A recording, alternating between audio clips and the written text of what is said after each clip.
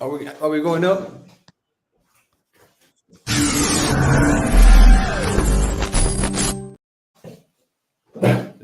Hello and welcome to Sugar, Silk and Stretch, a unique boxing podcast brought to you exclusively by Ace Podcast Nation. My name's Ben Doughty. My name is Michael Sokolajide. And I'm Gary Stretch, who loves Silkolage. Yeah, that was So yeah, the act's really coming along. I think that's as we move into a new year, certain things we still need to refine if we really want to be up there with the slick world class production. But it is what it is, boys. Listen, I want to wish you all Happy New Year, and I must say, we're a truly international team. One in London, one New York, and I'm actually currently in Bulgaria. So, from all angles of the world, Happy New Year to our few followers. Yeah, yes, Happy Gary. New Year. When anybody mentions you, particularly, it feels to me like you're much less of a mystery now than you were several months ago, because you seem pretty reclusive in boxing terms until I connected with you on the show, but actually by accident, and then this became a bit of a thing, and now you don't seem a mystery to me. But whenever your name's come up in recent years, everybody's always said he lives in LA, he lives in Los Angeles, but you seem to spend much more time in Bulgaria. Well, I did a movie in Bulgaria. And I knew the lady here, but a lady called Desi Tenikajieva. She's an amazing producer, actress, very big star here. She's like royalty. And I've known her 20 years, but she connected with me to do a movie, which we shot. And I ended up getting involved and become the exec producer. So when we finished the movie, we had to do all the post, the editing, and putting it all together. And we got on so well. She said, I want to manage you. And I don't know why you've not done more. Yeah. And then we started putting projects together. So we've been putting a lot of projects together. Also in LA, there was the the writers' strike. So for the last year, there's been no work in Los Angeles at all. People have been coming to Europe to work. So I figured, I came here and I've been setting up things for the future. I'm heading to London to see you, Ben, on the 10th. Yeah. And then I'll probably go back to LA because I have to go back at some point. But yeah, I've been spending a lot of time here because I've been setting things up. A lot of movies get made in Bulgaria. It's a great place to shoot. The crews are cheaper, great locations. So it's been very positive. But and also nobody bothers me here, so I've been writing. Yeah. And it's been just a very positive place for me. So I'm truly international now, from London, LA, Bulgaria. But I'd be spending a lot of time here. Yeah. Yeah. Well, given that this is the last day of 2023, I wanted to take a retrospective look at the year that was, insofar as we can all remember it and what stands out as memorable and noteworthy. I remember all the classic shows. Do you remember? I don't know. You might not remember this, Silk, but Gary will remember.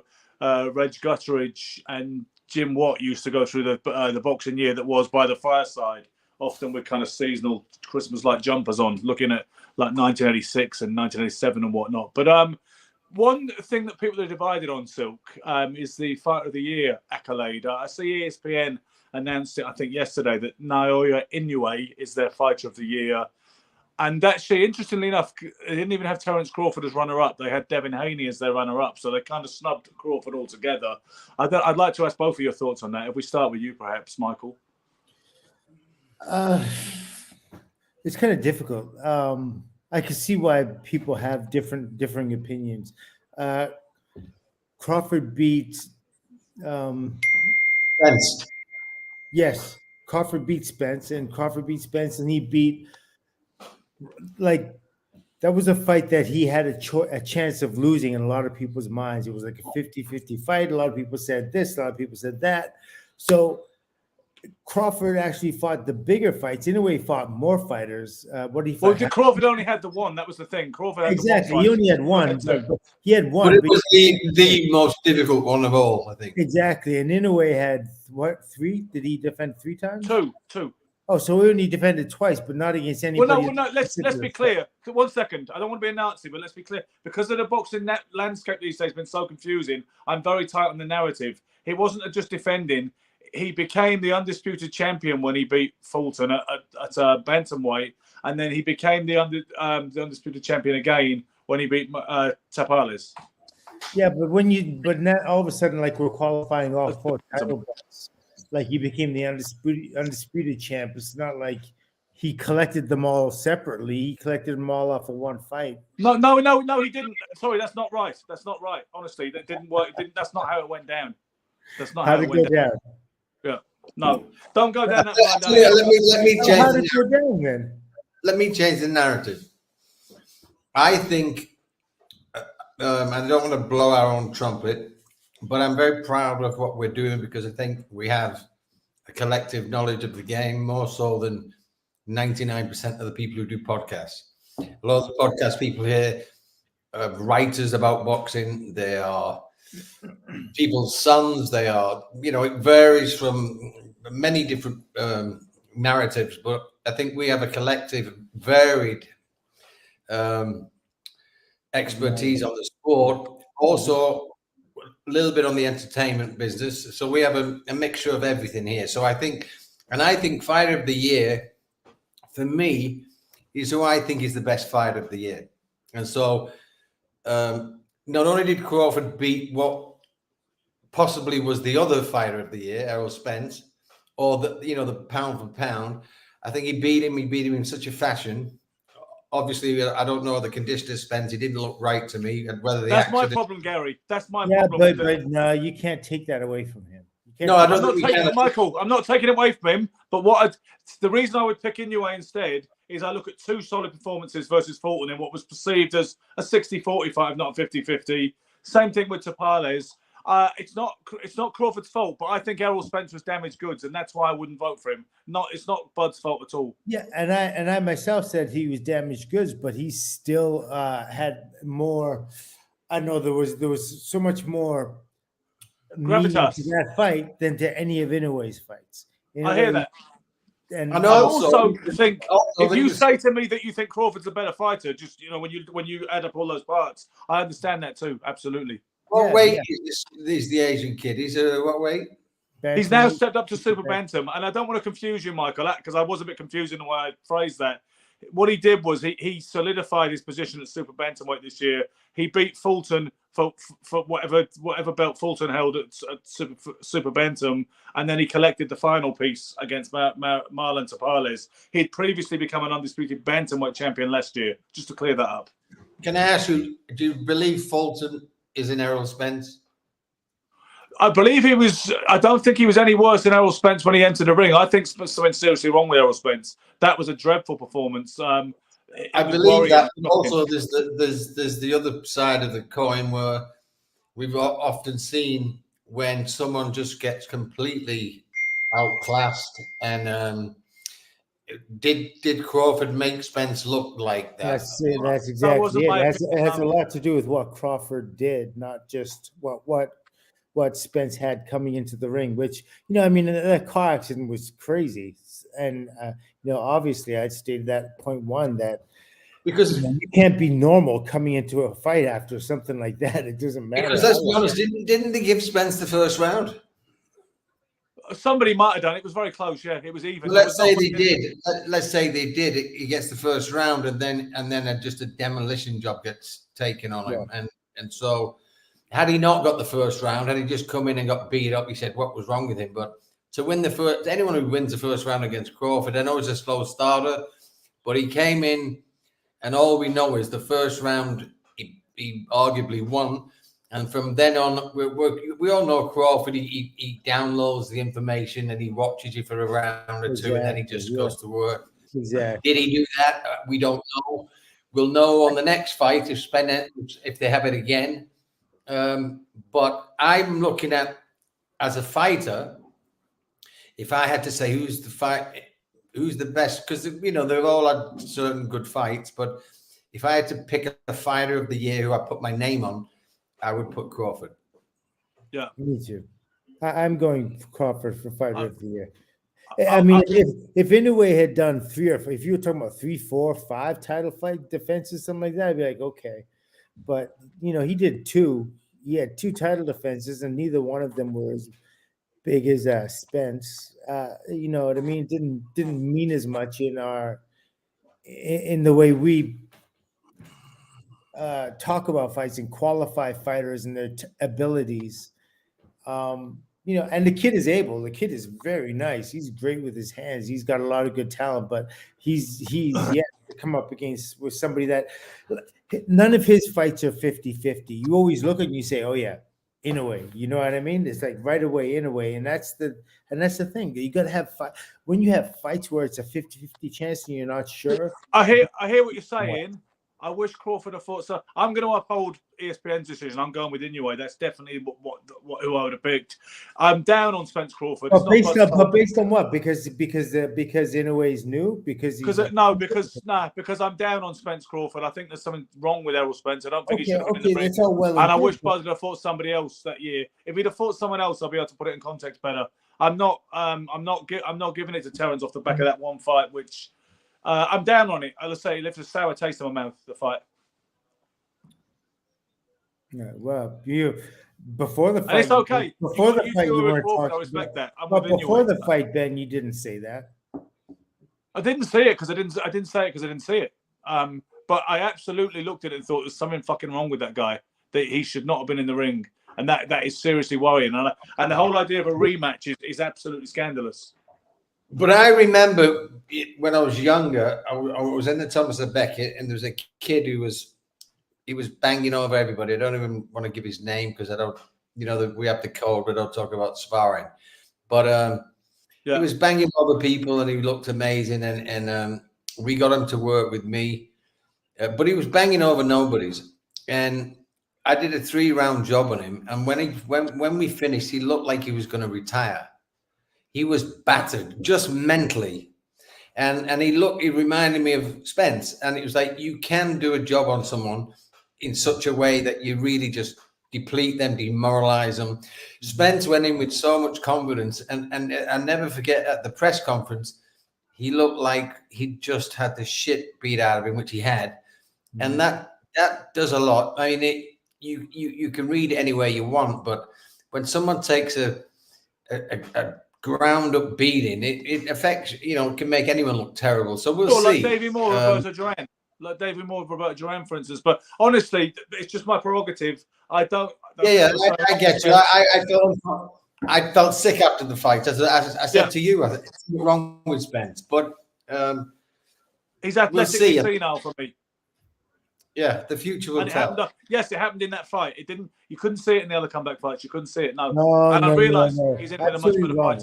I saw that. I saw that in his fight with Ugas. Okay. I mentioned that too with Ugas. It wasn't quite. You know what I mean? Yeah. Okay. Well, let's see. That's my thing. So that's why. Inoue took on 2 major rivals. Fulton, people were really talking Fulton up like it was a 50-50 fight at one point. Really? And the way he dealt with him, I just feel it was more wholesome. I feel cleaner. I've got issues. You mentioned Spence Crawford to me, and you see you get all this other stuff, this baggage I have associated with it. And for me, that's not fight of the year. In 1985, there was a joint award Ring Magazine gave to Donald Curry and Marvin Hagler.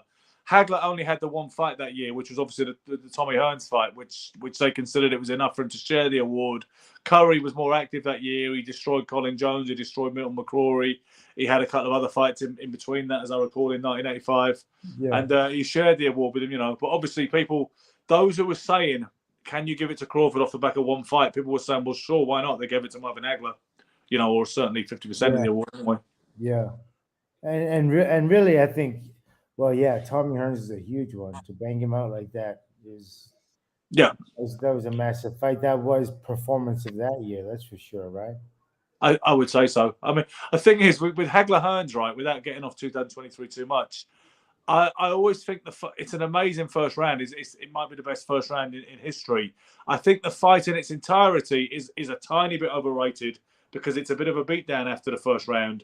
And it's a little bit when you look at fights like Hagler Mugabe, even is a better fight consistently. Yeah, but Ben, when you take a look at that fight and you're in retrospect, yeah, it was a beatdown. But while you're there, you don't know what's happening. Like Hearns going to switch up. You know what I mean? Like get up on his toes and start moving. And I don't think and it was a beatdown. Listen, Hagler got cut. He got yeah, he the got drama caught. was still there in It so was many yes, ways. 3 rounds But instead of if you look at the 2 rounds, if you look at rounds 2 and 3 without the first, which I've done as an experiment, he does get cut. But other than that, Hearns has gone after the first round. He's broke his hand. His legs are gone. Yeah, but, very none much of that none of that do we know until after the fight. Like Do you know what? Where did you watch it? During the fight? Where did you watch that fight? Where did I watch it? I don't know. It was I watched it on the cinema screen at Leicester Square Odeons, and it was it was amazing. But funny enough, my dad, who was a massive boxing fan, he was a bit disappointed. His whole thing, he wanted to see. I think he just kind of had a hankering for Hearns to win, even though he was a Hagler fan as well. And he was like, "That ain't a great fight." He said, that was a blowout in 3 rounds. You know what I mean? He felt shortchanged walking out of there in the small hours of the morning after 3 rounds. He was like, "That was a disappointment," which I didn't feel it was. I said, "No, you know what? It was so wild and action packed that they packed it all into 8 minutes." Yeah. So let me ask you guys. Well, what about Abdul Wahid? Gervonta Davis has converted to Islam, Gary, in case you missed that story. No, but not about that. But I'm talking about like he had 2 fights last year, and one of them was a big knockout over Ryan Garcia. You know what? Gervonta Davis should be in the mix too. Like, Yes. that's what I'm saying. So, He'd have been a viable runner-up, wouldn't he? Ryan Garcia is an amazing young fighter, and he just did the job on him. He's done everything. He's been in style. And he had more. There's more in that kid than there was in the 2 people that NOA beat. What? There's more in what? There's more in who than the people who NUA beat? Ryan Garcia. Ryan Garcia. No, there isn't, Silk. He's just more famous in America and he's bigger on Instagram. That's not fair to those 2 fighters. I think he's an amazing fighter. Yeah, he's technically a better fighter than those. Like he looks. Are you more kidding successful. me? He looks like a better fighter than those guys. I think Ryan will come back well, and to be honest, I think he beat Haney. And before you say I'm wrong, let's go now to the 3 fights that we all bet on. I give you. Go on. Yeah, you know what? I gave you Dubois, which no one gave. Yo, this is old news. Why? And I said Parker's going to be old news, like Wilder's shot. Yes, and you I said that. It was too much for this guy, and he was just so it was 3-0, of which no one agreed.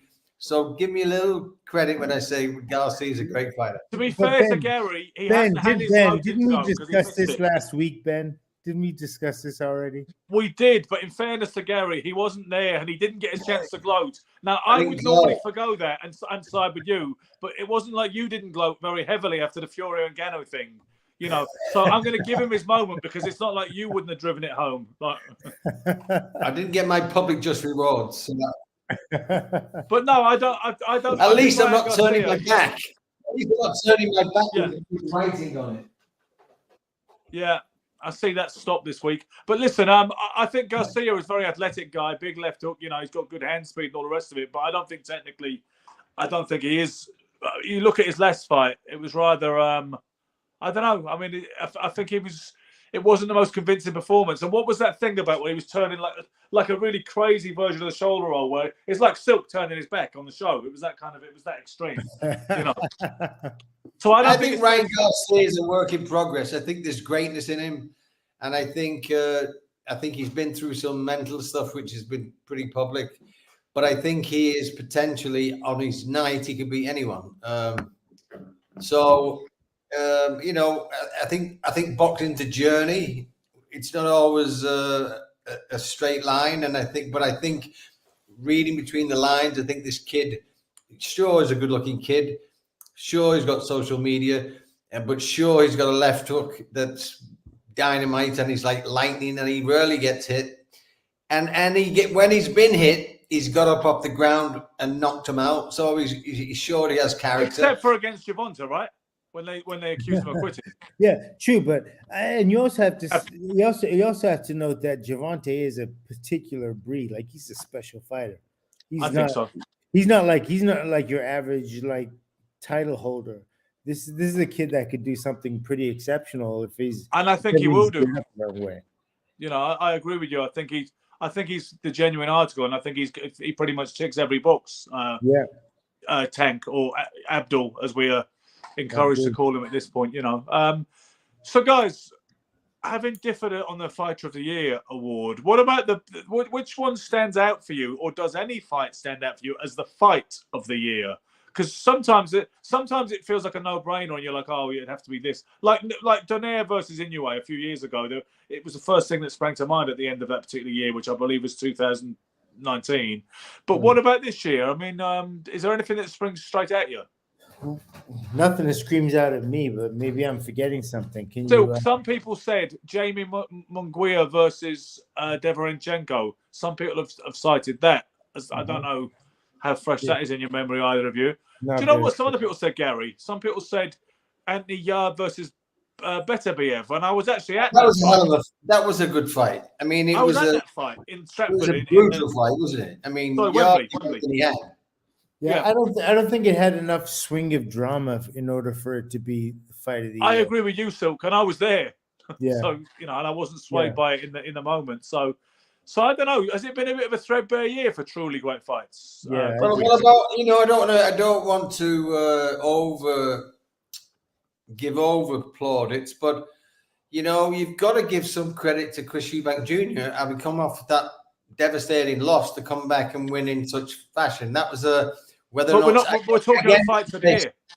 No, I'm not. Yes, but I think it's all going to get mixed into this fight of the year. But it depends on who's. The year? You won't come back of the year? I think it's fight of the year, but it depends that you can get two average guys who are evenly matched and it's fight of the year. But which one are you saying was that though? Because I just think that this performances of the year where someone is with the pressure, with the many things against them, they've raised the fact that he lost and then he came back and beat him. That's always hard for a fighter to come off to lose to a guy and come back and beat him is one of the hardest things to do in boxing. The thing is, all I'm saying, Ben, with fights.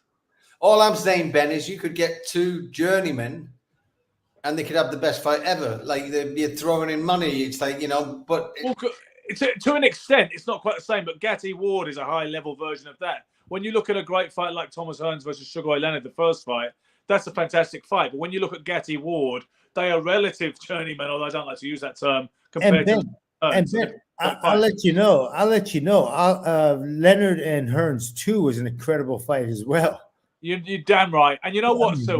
The controversy, because of the controversy of the decision, it tends to get overlooked what just a pure great fight that was. Yeah, that was a wonderful fight. Yeah. And it's a shame, the controversy, because people forget that and they just talk about Hearns getting robbed and Hearns getting jobbed on the sky goods. No, you're so right. It was, do you know what? It was every bit as good as the first fight in its own way.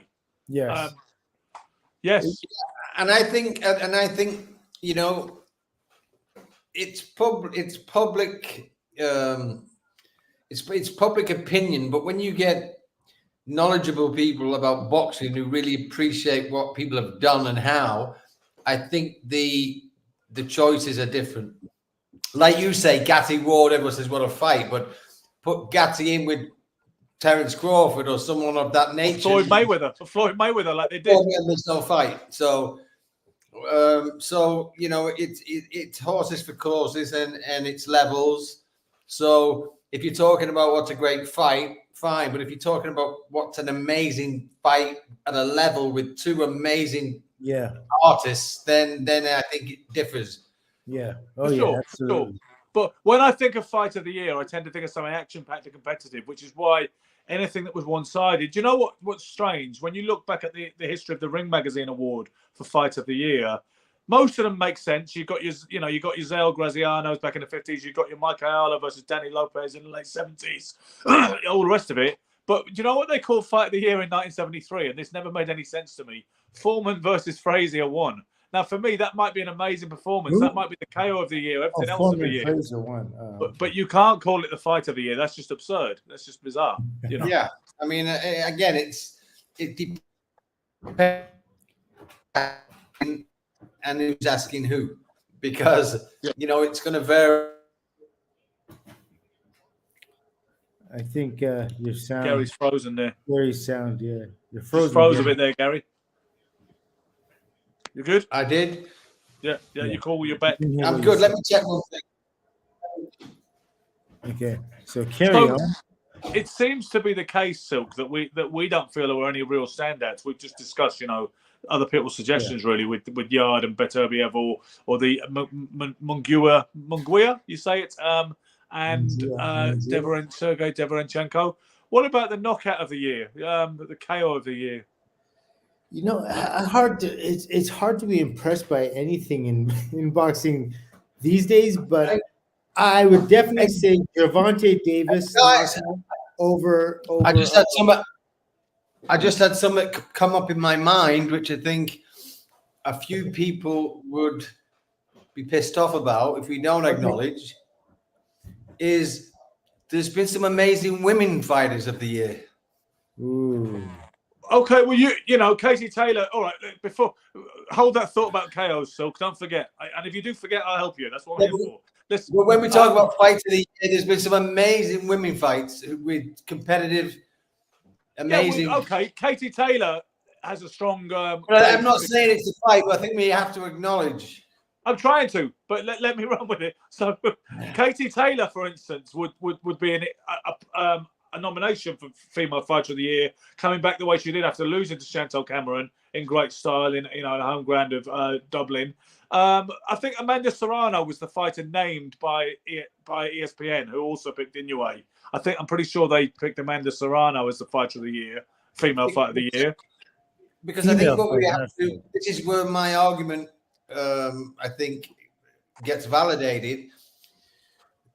When Katie Taylor beat Chantal Cameron, it was such a difficult fight. It was not the most brilliant fight, but to do what she did with an opponent like that, who was so dominant, and to be able to nullify and do all the things that she had to do to beat her, and also I thought that before that was Katie Taylor on the slide. She's still on the slide, but to pull it out of her boots for one night and get the win is a pretty amazing achievement.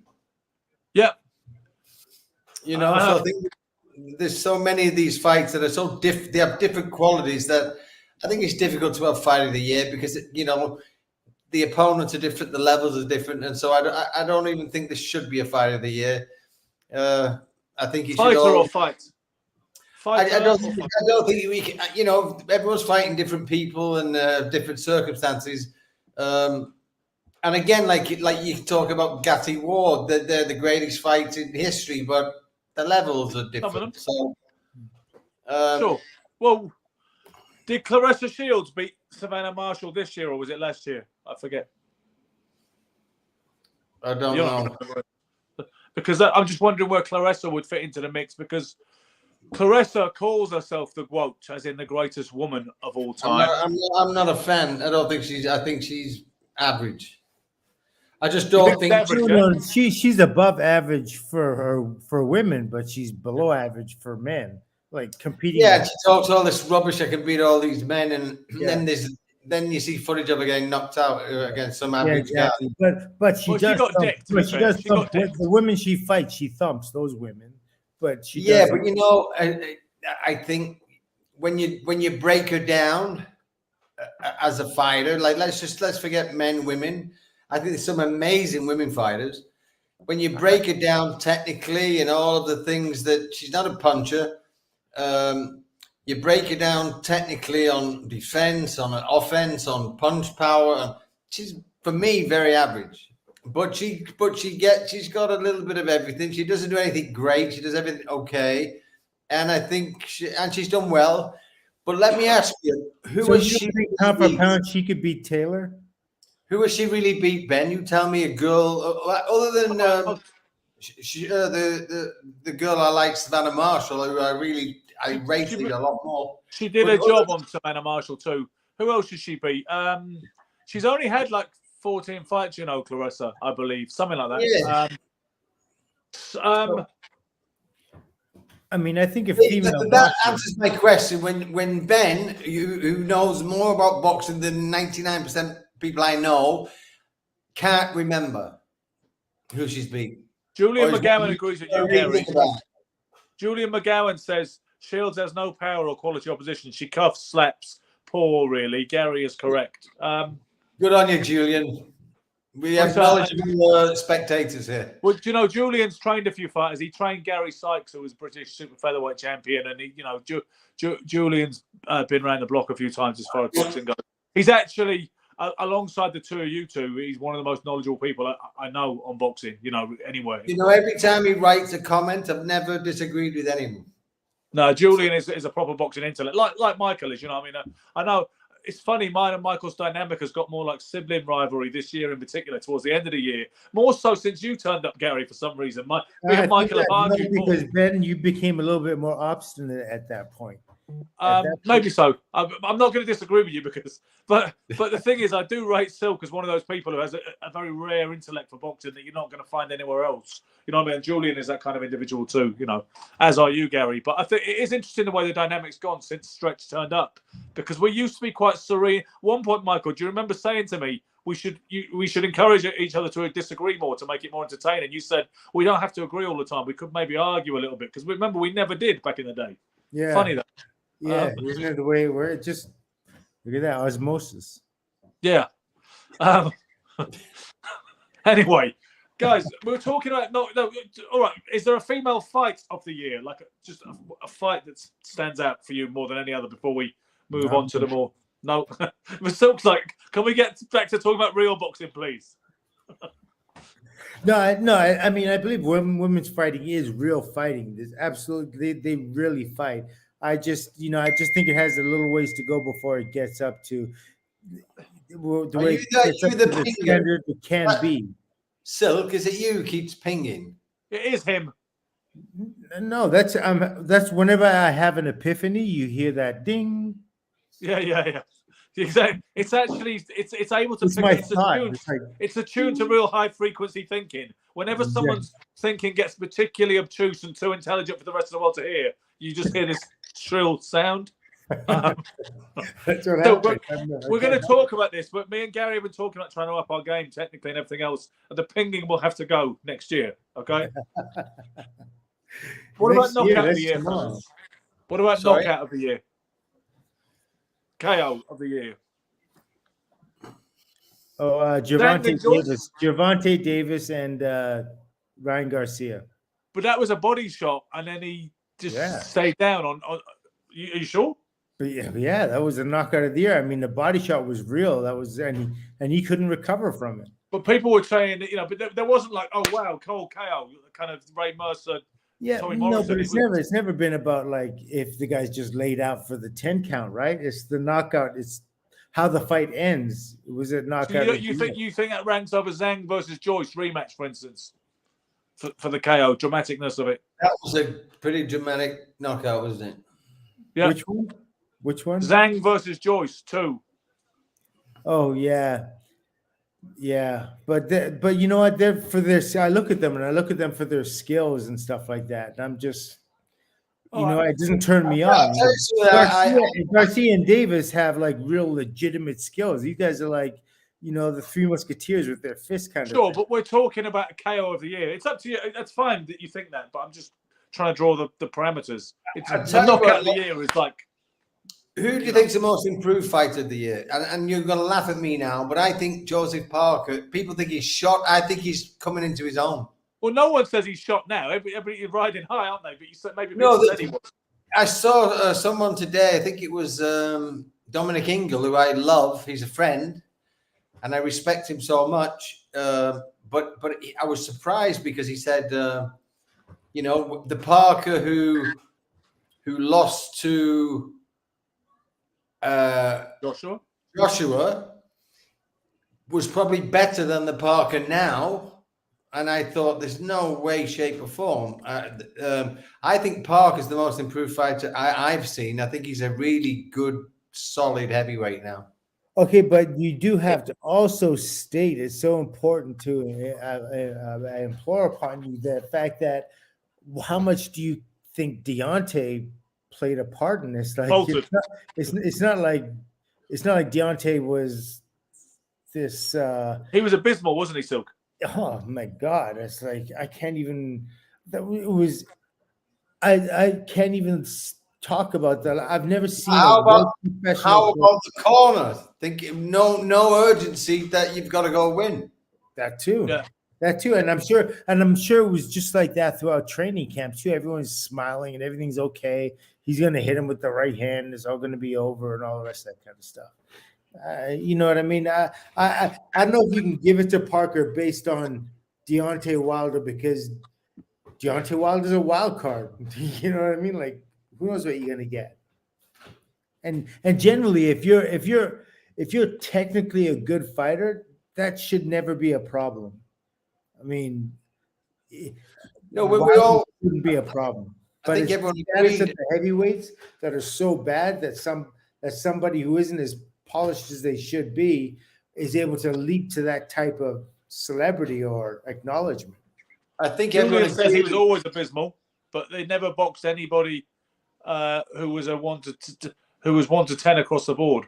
Yeah, and he was headstrong, the kid that just beat him. You know what I mean? He was. I see his. You can see his determination, his fire, fervor. You know, his strengths and his. You know what I mean? Like the desire to win was there, and Wilder had to prove to him that he's a good fighter, and Wilder couldn't do it. I think we all agree that any technically good fighter would give Wilder problems if he can avoid the right hand, because that's basically all he has. That's what they say, and much as I hate cliches, it seems to be true. You know. Yeah, I mean, with Fury, he was never going to outpoint Fury. He was just dangerous. That's he was always just dangerous. Yeah, although he got a draw with Fury, didn't he? Which most people feel that Fury won the fight, but I think because he had 2 big rounds. If you think about it, 2 2-point rounds, which is 4 rounds. Yeah, You get a couple not sure about. big rounds. Yeah, Then it can get sticky. But he had 2 big rounds. What did they fight? Three times they fought. yeah. Yeah, 1 And it draw, was 2 losses. and yeah, A draw and 2 stoppage wins for Fury. Yeah. So, yeah. but people feel And Well, Fury is another case himself. Fury's another case to talk about. I mean, I don't know. It's so like the heavyweight division just seems so blighted. I don't even. It's crazy. Julian's asked, name me one fighter Wilder beat who had beaten anyone of note before or after Wilder beat them. Yeah, I'm in agreement with you. I think the only one he beat was Ortiz, he was getting beat by, and Ortiz was on the slide. You know. And who did Ortiz ever beat? Really? Did he beat Areola? Or was it Andy Ruiz? Who did Ortiz ever beat? No. Yeah, he's correct with that. Which, you know what, it does seem quite damning when you talk about the heavyweight era, Michael. Because even, I mean, Otto Wallin gave Fury a bit of a life and death struggle back in, I think it was 2019. Joshua blew him over like he was nothing. The guy was very disappointing, very inoffensive. So it does make you. I mean, never mind the fact that Fury went life and death with a boxing debutant back in October. Ben, let me ask you a question, Ben. If you think about Wallin, right? He had his best performance was Fury almost 5 years ago. Yeah. Right? What the fuck has he done in 5 years? If you're coming off a big fight like that, what has he done in 5 years? Nothing much. He beat that Gassiev, which we spoke about, which was pretty abysmal. We both agreed. It's like me as a junior middleweight having a complete, what they said, a war with someone like Tommy Hearns 5 years ago, and then never having a fight in 5 years that mean anything coming off that victory. So he had the biggest fight ever with Fury. They all said he was almost won, but what did he do in 5 years? It's shocking to me. Nothing happened in 5 years. What happened immediately after that? Nothing. And I don't think he almost beat Fury. I think that blood everywhere made the fight worse, and the terrible cut. He was in the ref's hands. It was a touching goal because any ref could have stopped it. But other than the cut, I don't think he did a lot. And then for 5 years has done fuck all. So Yeah. Well, sure. for Ortiz, he did beat Monty Barrett, and he Former beat guest, former guest on the show. Andy Ruiz. No, he lost to Andy Ruiz. Yeah. And he beat, who else did he beat? He beat he lost to Wilder. I mean, there isn't like a big Malik Scott. let me ask you this. And Wilder's Tony trainer. Thompson. And Tony Thompson. Malik Scott, Tony Thompson. So he beat What Wilder's is- trainer, Silk. Yeah, he beat Wilder's trainer. Go on, What Gary. is Wilder's ideal next fight? I tend to go along with that body of opinion that says he might want to think about retiring. But if we're going to say he fights on, his ideal next fight, I don't like the idea of the Anthony Joshua fight still happening because I don't think we should encourage that. Nah. So Joe Joyce, why not? Why not put them in together? The battle of the Crossroads battle. What about Double D, the kid that just fought? Daniel Dubois. Sure. Triple D. Oh, okay. That's how you No, I don't- prefer them. You don't have to be so suggestive, but okay. Listen, you might like Double D. That's your prerogative. I'm just telling you, his name's Dynamite Daniel Dubois. Yeah. And what's Joseph Parker's next fight? Obviously, he's never going to fight Fury. Joshua rematch would be nice, wouldn't it, for him? I would think it'd be interesting. I think Joshua's going to fight the Herbovich, right? Hergovich, yeah. What they're going to say, this is the idea, right, Gary? They imagine that the Fury and Usyk will fight February 17th, right? Even some people are still saying that Fury will pull out and that won't happen. But that's set for February 17th. What they imagine will happen, regardless of who wins, there will be a rematch which they will wish to indulge in, and they have the clause for. Whereas the IBF will then strip whoever wins the fight of the IBF belt, and they will declare it vacant, and they will have Joshua and Hergovich fight for the vacant IBF belt. That is what Joshua's team are very much focused on. And I think that's an ideal fight. Because if I was Joshua, I wouldn't give Wilder the fight. No. Number one, he's dangerous, and they say, no, win now. And nobody wants to see it. It's not like anybody's. It's not. It I'm with you, hold Silk. any, it doesn't hold any attraction to me at all. Thank you. Julian's But some people say they'd still like to see it, Silk. Some people are like, oh, why not? I'd still be interested to see that one. But I don't think I'm with you. It's lost that suspense. It's lost. The appetite is no longer wet. Yeah. Let me ask you this. Julian just come up with a good point. Wilder came in so light on this fight. He was 213. He always weighs about that. No. He always weighs in the teens. It was almost too heavy when he fought Fury. 20 pounds heavier. Yeah. Check that out. That's a lot of weight to lose when you're so lean anyway. It's not like he's Joe Joyce or someone who's a. But what happened with the weight loss? You think he lost strength with his weight? Well, I Gary, think he lost something, yeah. you said, well, interestingly enough, one thing that Wilder has been talking about lately, and people have been talking about it in relation to Wilder, is that drug called ayahuasca or whatever that he seems to swear by. I've done it. That's why I brought you in right now on this. I was going to try and feed into that. You said you've done ayahuasca, yeah? Go on. Okay, well, it's plant medicine from the Amazon. There's two. There's ayahuasca and iboga. Yeah. And so ayahuasca is Mother Nature, and iboga is Father Nature. Now it's very interesting. It's from a bark. They take bark and they boil it. You hallucinate and you purge. Yeah. You can go to these treatment centers where they do it. Ayahuasca is what he did. Is you can do it pretty much anywhere, but iboga you have to go to a special doctor monitored place where they monitor you because your blood pressure drops. But basically, what it does is you you see all the negatives in your life or your downfalls, but it comes from a non-judgment. You actually see them, and you once you see them, the idea is that you can fix them. First, you've got to put light on them, and then you address them. The funny thing is, kids in the Amazon drink this bark by the fucking gallon, and they don't hallucinate. And they say the hallucination and the purging is because of Western society is so toxic. The food, Yeah. they don't, and the toxins are what you purge and you vomit and you hallucinate. But basically, it's a plant-based medicine. Yeah. It's a bit hippie. Yeah.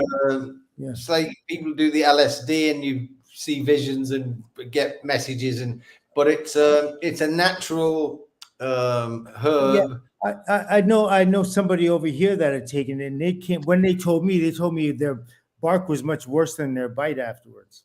Yeah, he was waiting for that joke all the way through. He heard bark about 3 minutes ago, and he was like, "Wait till I get in." I did it because it's very interesting. It's 'Cause Michael's out of his tree anyway. it's very interesting. I also did the frog, which is a poisonous frog, which they tie up. A dart frog. Imagine they tie a frog's arms and legs up, so it's like a star, Yeah. and it gives off a poison. They collect the poison, Jeez. and then they burn you like a match, and they put little burns, and then they get the poison and put it into the burn. Immediately you vomit. Before you do it, you have to drink gallons of water. But it's incredible because you get all the toxicity out of your body. Like you drink gallons of water. When I was vomiting, it was black toxic. But Maybe it's better to have the toxin in your body. and than to put I it- believe, like Julian's just saying, I believe that the purging and all the stuff he did was probably based on the ayahuasca and all the shit out of his system. Yeah, and do you think that might be why he was so light? And I think he was probably not strong at all. No, maybe not. But Men- it wasn't. yeah. But that didn't affect his fight. He wasn't trying to throw punches anyway. He No, was- but can you imagine if you do all this? Imagine you do all this purging and you believe that you've got your everything, but physically you're not right, but you believe you are. And I believe he probably just couldn't pull the trigger once he got in. I don't think you get another boxing podcast that will break down the actual properties and values of ayahuasca and iboga, you know, like that one, like Gary just did then. And what was funny about that was Gary's really gone off on about purging, about toxins, and about drugs and hallucinations. And then Julian all the way through is saying, "Yeah, no, he was 212 for the second fight, 230 for the first."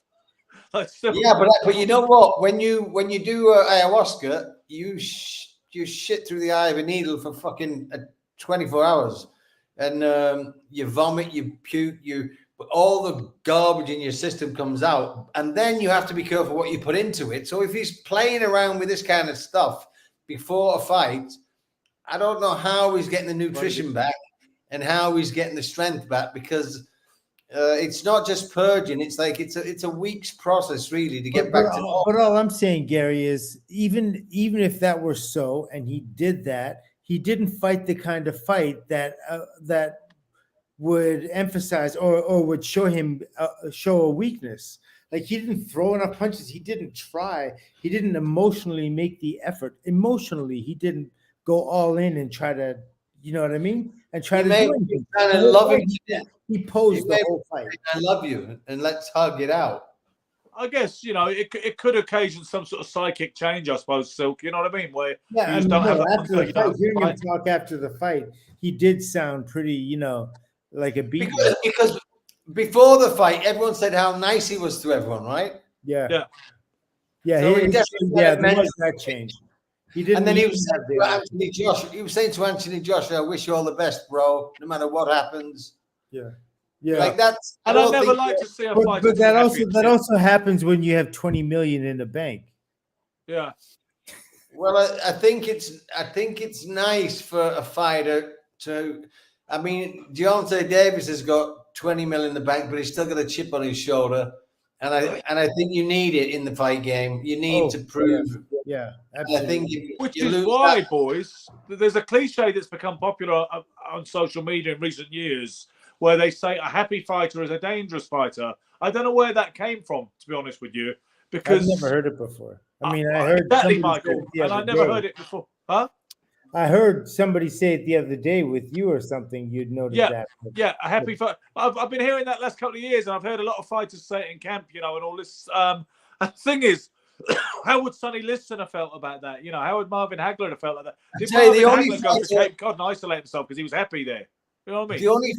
The only fighter I know who's the happy fighter, who's always happy and smiling, is Pacquiao. Yeah. And that's probably probably a psychological thing too. Some people smile and they're devious. They smile. They're naturally happy. They're like, oh yeah, okay, I'll do it. And they smile like this, but there's a creature behind that. Yeah. You know what I mean? There's always fighters wear two faces, and some people always like, oh, Alexis Arguello, he's such a gentleman. But the bell rings, he's trying to rip your face off. You know what I mean? And Pacquiao has that. Pacquiao gets you going, he gets you out. Yeah, and when he knocked Ricky Hatton out, you see that picture where he looks positively demonic when he's smiling afterwards, and Ricky is stricken and comatose on the deck. Boxing News actually got criticised for posting that picture that it was almost in poor taste and it was disturbing because it was like Pacquiao licking his lips, like he was thinking, well, I might eat that later. You know what I mean? It was quite brutal. So that we need to caveat that from the way he looks so happy coming to the ring. Yeah. No, he's so non-assuming. Like when he comes to the ring, he's got that smile and he's talking to everybody. I know, like I was training models at the time when he was coming out fighting those guys, and all of them, I was like, oh, he's so sweet. He's such a nice guy. He's this, that, and the other. And I'm like, yeah, but don't be fooled, baby. You can't. No, no, just no.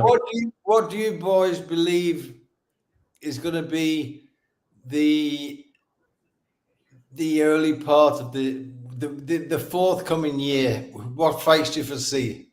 Well, you've got Smith versus Beterbiev, Callum Smith versus Artur Beterbiev, first big fight of January. That's on January. Some people are thinking Callum is going to take that, right? Yeah, some people say he's a very live dog, Michael. Yeah, I believe he is. Yeah, okay. Well, obviously we'll make a prediction on it, won't we? So yeah. So right now we're hold on. What are we? What's the record? He's going to break the scores down. We know Gary's leading. We know that much. Yeah, Gary is 7-2. Yeah, I am 7-3. And Ben, you're what, 5-4? Listen, you were reading the scores out, so tell us what they are. No, you were just doing the scores. Wait, I know I was, but I think I'm 6 and 5. 6 and 5. You're 6 and 5. Okay, yeah. Yeah, okay. I'm a club fighter. but I'm ready. 24 yeah, that means if you fight me, he'll hit you with a fucking club. It's from London. Yeah, exactly. That's it. Yeah, that's what it is. Yeah. I like a bat. He's not he's a bat fighter. Bloody hell. But of all the mix that we've just had, the Joshua's, the this, the that, the Crawford, is the Crawford Spence fight set? Rematch. They haven't set a date, Gary. All I know is that they had already. That was part of the contract, and he was tied into it, Crawford. But I don't know if it's going to happen. To be honest with you, Spence camp have been very quiet. And have they done tests on him, or no public? I haven't heard anything from the Spence camp really. I mean, except Crawford said he deserves a rematch. We agreed to a rematch, and if he wants to do it, then more power to him. But I don't know. See, Jaron Ennis, because he ended up dropping the IBF belt, didn't he? Which Jaron Ennis now has. I would like to see Ennis and Crawford, but the way boxing is, we've found ourselves in a position in boxing now when the actual logic and supposed sanity is that's not a big fight. That's a high risk, low reward fight. That doesn't make sense. It doesn't make cash common sense, so we don't see it. If you know anything about boxing, you want to see Ennis versus Crawford, not Spence again. But the lunatics have taken over the asylum. Okay. Let me ask you this: who is this guy that Conor Ben's fighting? Peter Dobson. Your guess is as good as mine, my friend. Okay, that's funny. They were talking about Eubank versus Ben February 3rd, maybe at Tottenham Hotspur Stadium or wherever it was going to be, even the O2, whatever.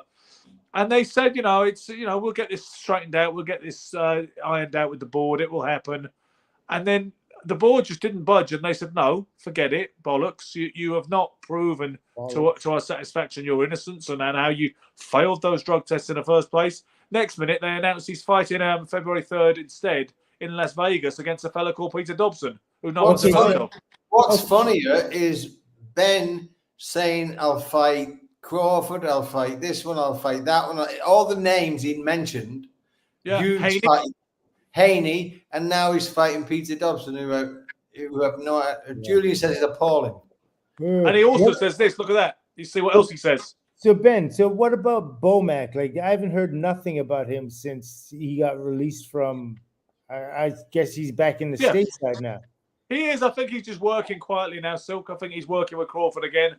I imagine he'd be more careful about his luggage next time where he travels anywhere, gets on a plane, internally or externally. But no, that was one of the big stories, wasn't it, of earlier in 2023? Really the Bomac gate. Yeah. And how much money did it cost him? Do you know?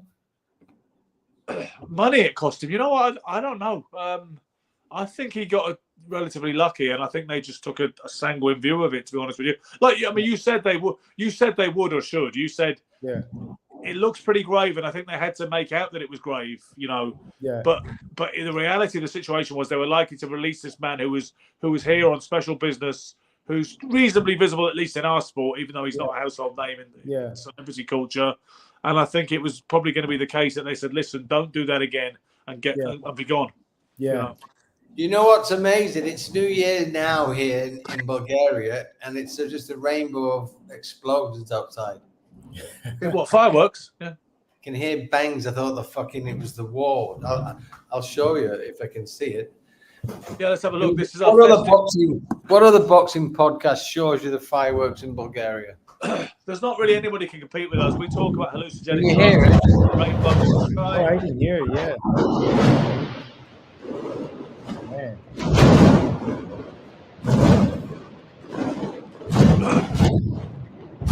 I'm interested about that, Julian, by the way. I'm interested to hear more about how Conor Benn might not be fighting on February 3rd in Vegas. So loud. Wow, that is. This is pretty. Sounds like a civil war over there. It's like the Civil War. As long as it's civil, that's the main thing, right? Yeah. What you mean? It's got to have multiple personalities? You civil. You see, you're very quick. It's very hard to keep up with you. God knows what the audience are making it. I said civil, as in the idea of a polite war, and you went civil, as in the civil. It was an old film, right, about a girl who had multiple personalities. Yeah. Never seen that movie, but I heard about it. Yeah, it's civil. You will not find another boxing podcast in the world that covers this kind of random subject matter so effortlessly. I guess we could talk about boxing more. That might be a valid criticism, but other than that, we're killing it. That'd be kind of. Who's going to be fighter of the year next year? That's my question. What you're asking Nostradamus that question, presumably? I'm asking, for the both of you. Inoue will be in the frame again, quite possibly. What frames? Who's number one? Well, God knows. I mean, but you want me to guess? Yeah. Crawford. Davis, Javon, Abdul Wahid. Abdul Wahid and Crawford. Yeah, those are my two favorites. I would say either one of them. I think I'm going to go out on a limb, since you guys are always playing it safe in this game. I'm going to go out on a limb, and I'm going to say Anthony Joshua is going to reclaim the title. What title? The heavyweight. What? But off who? No, he's going to get it off. He's going to get it off. Well, Hrgović, whatever his name is. No, that's not the title. That's just a vacant belt. We know that. Yeah, so he'll win the world title again, the belt, IBF. No, a world title. Let's get clear on this. When you say he'll reclaim the title, what do you mean? You don't mean he'll pick up the vacant belt. He will win a title. A title that shouldn't be vacant in the first place, yeah? And he's gonna. I think he may get, because I do believe that that Tyson Fury is not going to win his next fight. Okay, but he ain't going to beat Usyk, is he? So what you can't say he's going to regain the title. What you say? No, He'll pick no, up a fucking no, I'm meaningless saying- threat. I'm saying that there could be a third fight there. And you know what? Ben Davison, who trained Joshua for the last fight, and most people agree that he looked noticeably improved. Yeah. He said, "We would love to fix that for you, the Usyk thing. We're very confident of you beating Usyk if you're with us, and we would love that fight again." Yeah, that's what I'm saying. But you heard it here first or second now, I guess. So Anthony Joshua will be back on top of the division. He'll be numero uno next year. Yeah. Let me ask you this: thoughts on the Ben Davis training Joshua? Ben Davison training Joshua. What do you Well, think? I don't believe he's trained him in any way, shape, or form. Technically, I think he's given him a comfort level and just mentally helped him. I think when you go to a new trainer like the trainers he's been to, he had the Mexican guy who's a great trainer, Yeah, they put the brakes on you and they try to teach you stuff. that's Garcia, not even Robert you. Garcia, and then the other one was Robert McCracken, no. Yeah, you went to the Derek James. Yes, that's a lot of pressure when you go into a gym full of world champions and you're coming off a couple of losses and you're trying to prove yourself again. And I feel there's a certain level of insecurity. He's a big fish in a little pond with Ben. He knows him. He's comfortable. I think I think he's way past the learning process. I think he's just now, it's all mental. And I think Ben's really good for him. I think Ben's got him in a good space and you'll get the best out of him. He's not going to get better, but you may get the best out of what he should be mentally. Oh, like a friend like Ben. Yeah, exactly. There should be a song like that. And Michael Jackson should sing it. Somebody should write one. Or a Michael Jackson lookalike or something. I don't know. But I've seen Ben Davison in the gym. Out to the ring to that song. Yeah. You should. A What, you friend think I like should Ben, come that back? would be hilarious. Yeah. Go ahead, Gary, sing it for us. I know you could do it. I But, can't sing. Only singing in my family is a sewing machine. I've seen Ben Davison in the gym enough times, yeah? I've seen him with Tyson I think he's Fury. knowledgeable, but I think that's not what's got Joshua where he is. I think he's got Joshua's head right mentally. That's all. And that's And all there's a you need comfort level. sometimes, right? Sometimes that's all you need. It's the fact Yeah. that he allows Joshua to get loose and like free up his hands and not get caught up in, like, trainers get so egotistical and controlling about, I want you to do it exactly the way I taught you to do it, and you limit a guy's abilities because you're not allowing him to fight outside the parameters of what you put him in. And so if he does that, then that's great, because he's really just got to let his hands go. That's the secret to him winning or losing. Let your hands go, man.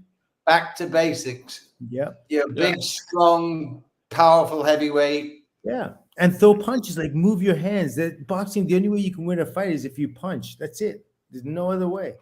Yeah, let him go and trust in yourself and work with the right hand and throw the jab. And he got him. I think the back to basics. No, Hey, it's gonna hurt. No matter who he hits, he's gonna hurt somebody. So it's not like there's somebody out there that's gonna take his shot and be like, "Oh, I'm okay with it." It's gonna hurt somebody. It's gonna. I think the winning thing in the fight was the first body shot. Yeah, He hit, straight right to the body against Wally, and he just shrank from that. Yeah. Yeah, that was kind of that whole fight was an interesting dynamic. I mean, I did think that, they had history, and so and Joey probably pulled the plug early as well because he knew they had history and they know it's not going to get any better. So there's no sense in him catching a beating for, I don't know, 1-2 million. Although that's an amount of money worth catching a beating for. He just like, nah, that was it.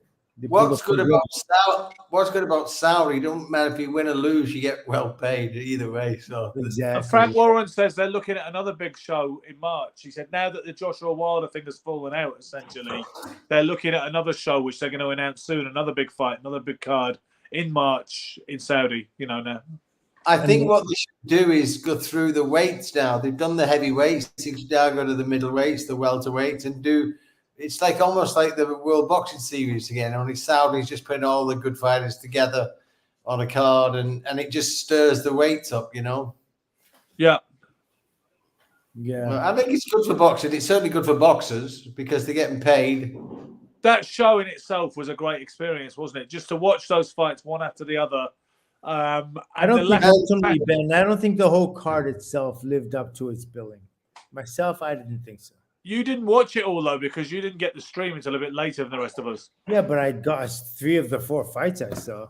No, you got there was more than 4 fights. It was a mega show. There was honestly, because I said to you, you're watching. You were like, "What? Did you send me the link?" And I was like, "Oh, for fuck's sake!" Me and Gary have been tuned in for ages. Honestly, you needed to watch Sanchez and Frank Sanchez fight. But the 4 bouts that were billed as the show, even that Ellis show. Zorro getting KO'd by Opitar was very quick, but it was all part of the drama.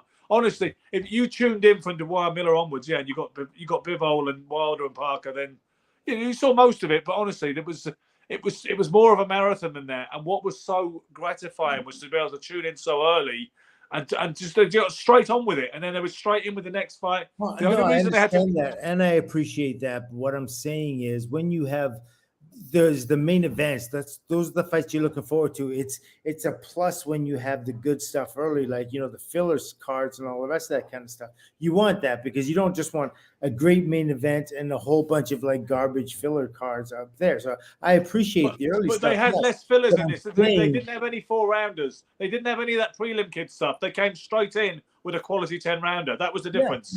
No, that's all, and that's all well and good, but it's the same. Like they're not household names we're talking about here. They're not household names fighting.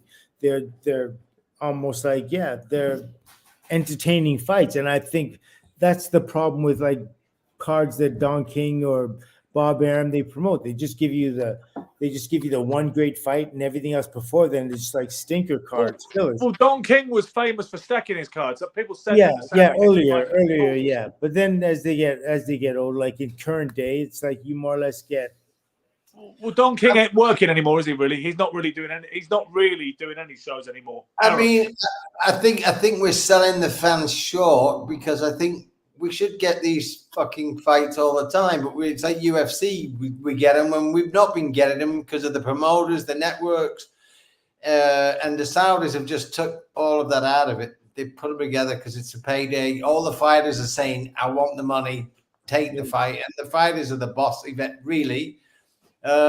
And so we should have had this a long time ago. Saudis just. And Opitar even dropped the belt. Opitar even dropped the IBF belt so he could get on and fight who he said he'd fight. That's because the Saudi money is real money, and I think that's there's not going to be any. And it would be a disrespect to the fight. The promoter would not be a good promoter if he stopped his fighter getting a payday. Yeah. Well, I don't know if that's ever going to stop. It's long overdue, and if they want to do fights in other places, then people are going to step up and write a check. Because Frank Warren, Eddie Hearn, whoever, if they really wanted to put the fight on, they'd write the check. But they don't want to write the checks. They market the fight. They say they want to make money like everybody, and I understand that, but. The Saudis are more so promoting the country. They have a bigger picture for tourism and all of the above, but they don't mind losing to get the promotion in the country. But they just want great fights and great publicity for the country, and I think it will become the boxing capital of the world. Yeah.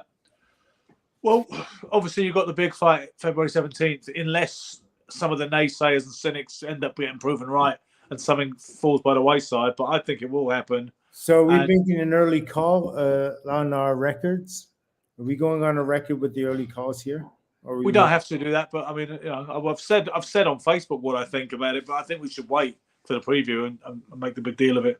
But for Beterbiev, you want? We can do that now if you want. I mean, I'll back Beterbiev quite simply. Gary Smith. Okay. Go. I'm going Beterbiev. Yeah. So I should really get something if I win this. Yeah, if Smith ends up winning.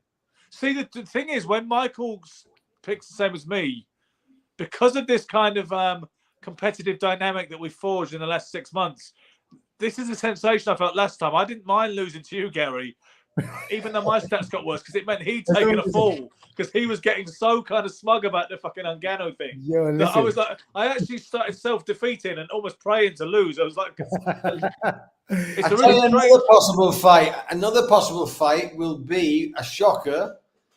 Could be Joshua Ngannou. Oh no, stop it. Yeah, they blast- spoke telling about you, it. Ngannou yeah. so- he'll knock that kid into like the next realm. Someone's gonna find him for the payday, and Saudis will pay for it. And I'm telling you, Joshua will send him into the next realm. There's no I hope way. so. Yeah. There's no way. There's no way. He'll do that against Fury, but he won't do that against a real like this kid. No. Just like to clarify, by the way, Julian, we were talking about Callum Smith, not Bivol and Beterbiev. We were talking about Callum Smith, Julian. You know what's interesting with Bivol?